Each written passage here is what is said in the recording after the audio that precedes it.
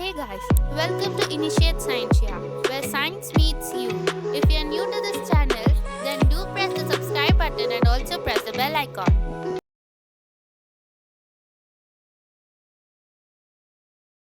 You had to catch a bus, write what you saw at the bus station and your experience there before your bus arrived, or a visit to your bus station. Introduction.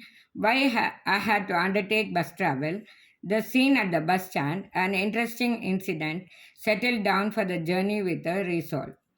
I normally detest bus travel, not because it is uncomfortable, which it definitely is, but because it gives me a feeling of claustrophobia that I have experienced since childhood. However, last month my uncle summoned me urgently to Delhi in connection with my long pending visa application. Since a train ticket at such a short notice was highly improbable, I was left with no other alternative bus to undertake the journey but to undertake the journey by bus. I therefore packed my bag and set forth to the bus station. On reaching the station, I saw a huge queue at the counter where tickets were being sold.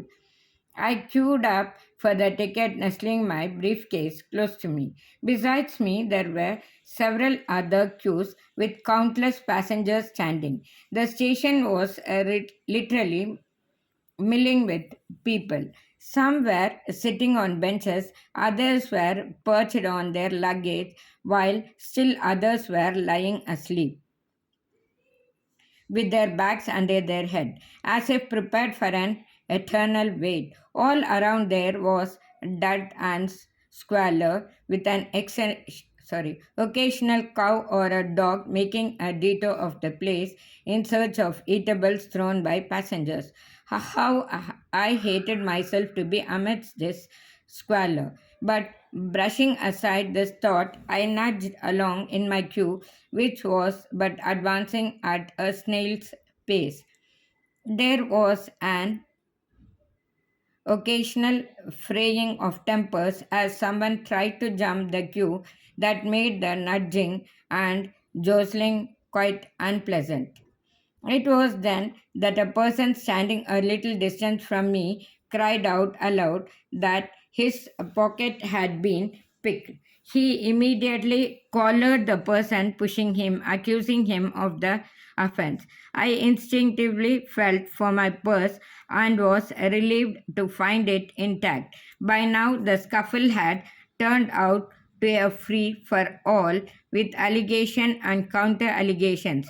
Fortunately, a beat constable, seeing the commotion, arrived on the scene and took both the warring parties aside. On checking the person of the accused, the offending purse was found. While the public wanted to teach the pickpocket a lesson, the constable handled the situation with tact and led the culprit away in handcuffs.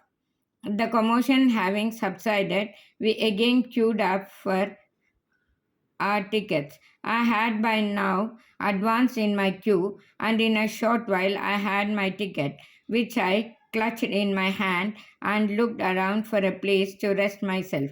Seeing none, I placed my briefcase near a tea stall and sat on it, sipping the hot tea. This relaxed me after the nerve wracking experience of buying a ticket. No sooner was the bus sighted that people rushed towards it. I also collected my wits and scrambled towards it. After a lot of pushing and jostling, I found myself in the bus. So tired was I that I thankfully sat on the first vacant seat which came my way. After about half an hour wait, the bus finally pulled out of the station. I, however, made a mental note never to undertake such a long journey by bus, which left me weary well before the journey even began.